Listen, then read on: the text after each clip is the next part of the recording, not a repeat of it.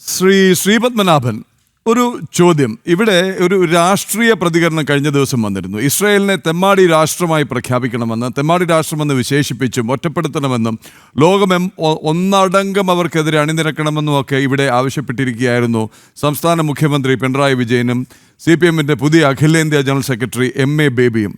കുറച്ച് നാൾ മുമ്പ് 26 ജീവൻ ഇങ്ങനെ നിർത്തി വെടിവെച്ചിട്ടപ്പോൾ ആ നാവ് പൊന്തിയില്ല.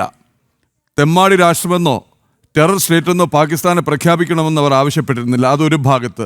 മറുഭാഗത്ത് ഇത് എന്ത് ഇസ്ലാമിക ഐക്യം എന്നാണ് പാകിസ്ഥാൻ പറയുന്നത്. ഇത് രണ്ടും കൂടി കൂട്ടി വായിച്ചു കഴിഞ്ഞാൽ ഇത് രണ്ടും ഒരുപോലെ ഭോഷ്കല്ലേ. സൗദി അറേബ്യ എവിടെ നിൽക്കുന്നു എന്ന് അങ്ങ് തന്നെ അല്പം മുമ്പ് പറഞ്ഞു. എവിടെയോ ഇരിക്കുന്ന US ശത്രുവായി പ്രഖ്യാപിക്കുന്നു. ഇപ്പോൾ ഇത് ട്രംപ് പറയുന്നു തൊട്ടാൽ തീർത്ത് കളയും എന്ന് ട്രംപ് പറയുന്നു. ആകെ മൊത്തൊരു വിരോധാഭാസമല്ലേ? ഇത് നാശം വിതയ്ക്കാനായി മാത്രമാണ്. ഇതിനൊക്കെ അപ്പുറം ഇറാൻ ജനത കാത്തു നിൽക്കുകയാണ്. ഇറാനിലെ ജനങ്ങളുടെ 90% കാത്തു നിൽക്കുകയാണ് ഈ ഭരണകൂടം തകർന്നടിഞ്ഞില്ലാതാവുന്നതിലേക്കായി. അവരുടെ സ്വാതന്ത്ര്യത്തിനും പുരോഗതിക്കും സ്വസ്ഥമായ ജീവിതത്തിനും വിലങ്ങുതടിയായി നിൽക്കുന്ന ഈ ഭരണകൂടം. ശ്രീപത്മനാഭൻ. അല്ല, പിണറായി വിജയന്റെ പ്രസ്താവനയെ നമ്മളൊരു തമാശയായിട്ട് എടുത്താൽ മതി. എന്താ കാരണം എന്ന് വെച്ചാൽ, ഞാൻ പണ്ട് ഒരു ഓർമ്മയില്ലേ, നമുക്ക് CIA നിയമം പാസ്സായപ്പോൾ പിണറായി വിജയൻ പറഞ്ഞു അത് കേരളത്തിൽ നടപ്പിലാക്കില്ല.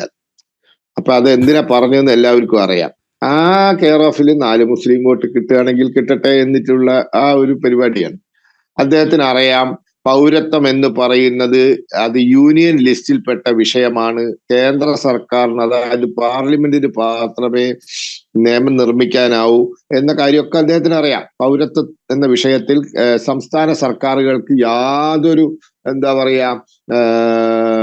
റോളുമില്ല.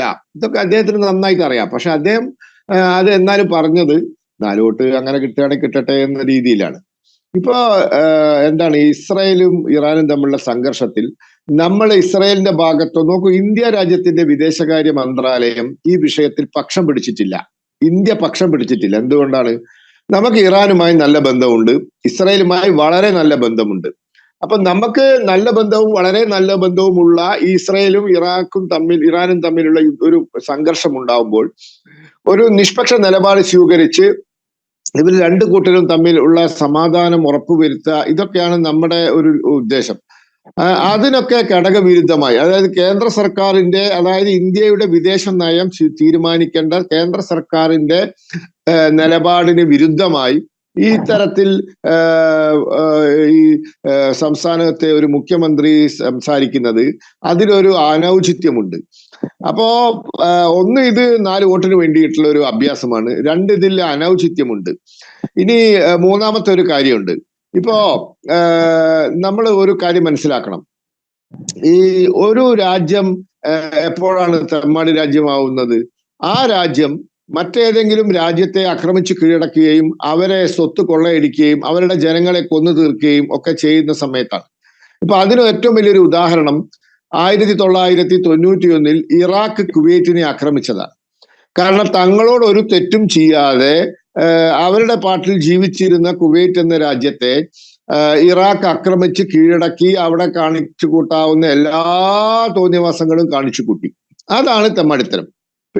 പിന്നെ പാകിസ്ഥാൻ ചെയ്യുന്നത് തെമ്മാടിത്തരമാണ്. പാകിസ്ഥാൻ നമ്മുടെ ഭാരതത്തിന്റെ ഐക്യത്തിനും അഖണ്ഡതയ്ക്കും ഭീഷണിയായി തീവ്രവാദികളെ സഹായിക്കുന്നു. പണ്ട് അവർ ഖാലിസ്ഥാൻ തീവ്രവാദികളെ സഹായിച്ചു, പിന്നെ അവർ കാശ്മീർ തീവ്രവാദികളെ സഹായിച്ചു.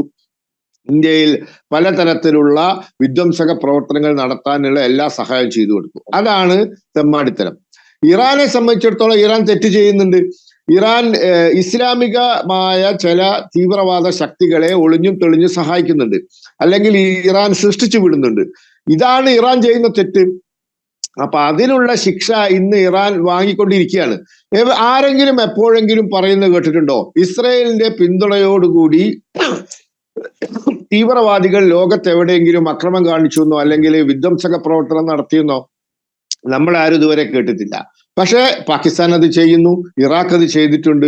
ഇറാൻ ആ കാര്യം ചില ഇസ്രായേൽ എന്ന രാജ്യത്തെ തകർക്കാൻ വേണ്ടി ഇപ്പോ ഗാസയിൽ ചെയ്തിട്ടുണ്ട് ആ അത്തരത്തിലുള്ള സഹായങ്ങൾ, ലെബണനിൽ ചെയ്തിട്ടുണ്ട്. അപ്പൊ ഇപ്പൊ ഹൂത്തി വിമതരെ വെച്ചിട്ട് ചെയ്യുന്നുണ്ട്. ഹൂത്തി വിമതർ ഇസ്രായേലിനെതിരെ മാത്രമല്ല പ്രവർത്തിക്കുന്നത്, അവര് അറബി നാട്ടിലെ പല മറ്റ് രാജ്യങ്ങൾക്കെതിരെയും പല പ്രശ്നങ്ങൾ ഉണ്ടാക്കുന്നവരാണ്. അവർ മൊത്തം കുഴപ്പക്കാരാണ്. അപ്പോൾ ഇതൊക്കെയാണ് യാഥാർത്ഥ്യം. ഈ യാഥാർത്ഥ്യമൊക്കെ മനസ്സിലാക്കി നമ്മൾ പ്രതികരിക്കണം. ഭാരതത്തിന്റെ വിദേശകാര്യ മന്ത്രാലയം പറയുന്നതിനനുസൃതമായിട്ട് ഇന്ത്യയിൽ ഏതൊരു ഉത്തരവാദിത്തപ്പെട്ട ഭരണാധികാരിയും പ്രതികരിക്കാവൂ. അതാണ് ഔചിത്യം. അതിന് വിരുദ്ധമായി പ്രവർത്തിക്കുന്ന അനൗചിത്യമാണ്. ഇവിടെ ഞാൻ ഓർക്കുന്നത്, പണ്ട് ഈ ഇദ്ദേഹം, അതാണ് നമ്മുടെ ജയശങ്കർ, ഒരു രാജ്യത്തെ വിദേശ ഇന്ത്യയുടെ അംബാസിഡർ ആയ കാലത്ത് ആ രാജ്യം സന്ദർശിച്ച നരേന്ദ്രമോദി എന്ന ഗുജറാത്ത് മുഖ്യമന്ത്രി ജയശങ്കറിനോട് ചോദിച്ചു, ശ്രീ എസ് ജയശങ്കറിനോട് ചോദിച്ചു എന്നാണ്, ഞാൻ ഇവിടെ എന്തൊക്കെ പറയണം, എന്തൊക്കെ പറയാൻ പാടില്ല, അതായത് നമ്മുടെ രാജ്യത്തിന്റെ വിദേശ നയത്തിന് അനുസൃതമായി ഞാൻ എന്തൊക്കെ ചെയ്യണം എന്നൊന്ന് എനിക്ക് പറഞ്ഞു തരണമെന്ന്. അന്ന് മുതലാണ് ജയശങ്കറും നരേന്ദ്രമോദിയും തമ്മിലുള്ള ബന്ധം ആരംഭിക്കുന്നത്. അപ്പൊ അത് ജയശങ്കർ പറയുന്നുണ്ട്, ഒരു മുഖ്യമന്ത്രി എന്ന നിലയിൽ അദ്ദേഹത്തിന്റെ ആ ഉന്നതമായ കാഴ്ചപ്പാട്, ഒരു വിദേശ രാജ്യത്ത് എത്തിയപ്പോൾ അവിടുത്തെ ഭാരതത്തിന്റെ അംബാസിഡറെ വിളിച്ച് ചോദിക്കുകയാണ്, ഞാൻ ഇവിടെ എന്തൊക്കെ പറയണം, എന്തൊക്കെ പറയാൻ പാടില്ല എന്നൊന്ന് എന്നെ പഠിപ്പിച്ചു തരണമെന്ന്. അപ്പൊ ഈ ഒരു ഔചിത്യ ബോധം ഇതൊക്കെ വേണം. 4 വോട്ടിന് വേണ്ടി വായ തോന്നിയത് വിളിച്ചു പറഞ്ഞാൽ അത് സ്വന്തം നിലയും വിലയും ഇടിയുക എന്നല്ലാതെ മറ്റൊന്നും സംഭവിക്കില്ല എന്ന് മനസ്സിലാക്കാനുള്ള ബുദ്ധി കാണിച്ചാൽ നന്ന് എന്നേ പറയാനുള്ളൂ.